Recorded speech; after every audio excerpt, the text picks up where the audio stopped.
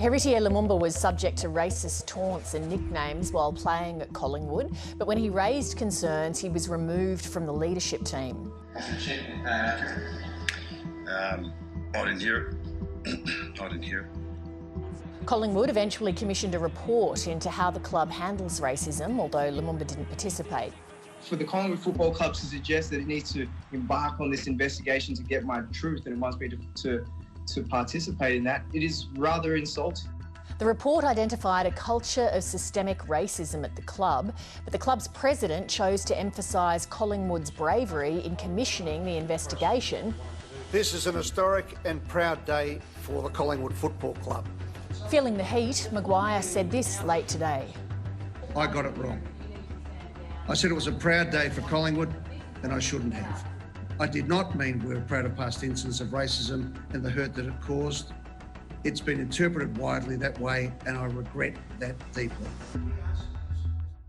Heritier Lumumba is in Los Angeles. When you heard Eddie Maguire say yesterday that it was a proud and historic day for Collingwood, what were your thoughts? I thought it was a shameful response. I thought it was one that lacked accountability.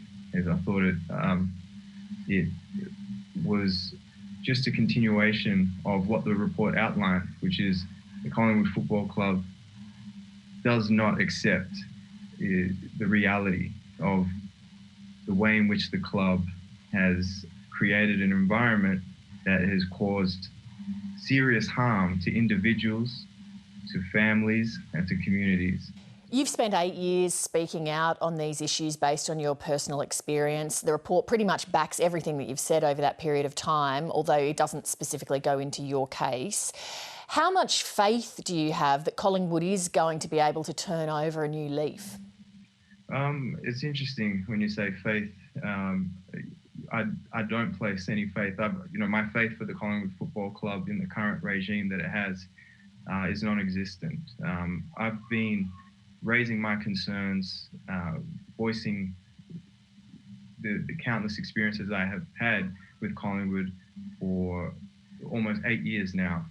And when I started doing that, I was open, I was vulnerable, I was completely candid with my experiences, with faith at that time in the club to live up to its values, which were at the time, one of them was community. And I saw that there was a complete disconnect between what the club espoused to be and what the club was actually doing. And so when I raised these concerns with the faith that the concerns would be listened to, I was terribly wrong. In fact, I became the problem. I was the one who was painted as being the individual with the issues rather than the club taking ownership and accountability for what the report now reveals. What effect did it have on you that you raised these issues, as you say, in good faith, and then you were treated like that? The effect was severe, to say the least. It was absolutely severe. It affected me in a myriad of ways, whether it was physically, mentally, and spiritually. I mean, just dealing with the stresses of being an AFL footballer is enough. There's enough stress that you have to deal with playing a game that requires so much of you physically. So not only was I dealing with the stresses of being an AFL footballer, but that was completely exacerbated when the club that I thought really supported me and loved me was contributing to that stress by inflicting more pain and punishing me for simply just raising genuine issues. I am a white woman, and so I am asking the questions in this interview based on what comes into my mind on my personal experience. And so that restricts the terrain that you can go onto with your answers. If you were driving this and you could say anything you wanted to the audience in the context of this discussion, what would you say? Firstly, thanks a lot for being upfront with this, for framing the question in that way. I think what people need to understand is that we all have issues when it comes to racism. And if you were born in Australia, or if you spent your life in Australia, you were socialized in Australia, you were institutionalized in Australia, whether you were educated or you continued on and went into other institutions, that you have been influenced by a foundation of prejudice. Clearly, when we look into the failings of the school system, the education system, we see, I know for myself, when I was being educated, and for people of my generation and the generations before, we see that there are holes in history, for example. Young Australians are taught history through a Eurocentric perspective. It's a one-sided history. I know there are efforts that are being made, and there have been progress since I went to school, but it's showing that it's not translating. So when you're told a one-sided history, what happens is that you form a prejudice or prejudices. And that's really at the heart of this issue, is that people have ingrained prejudices that come from indoctrination, that come from socialization in a racist society. And what happens is when they act on those prejudices, they then discriminate.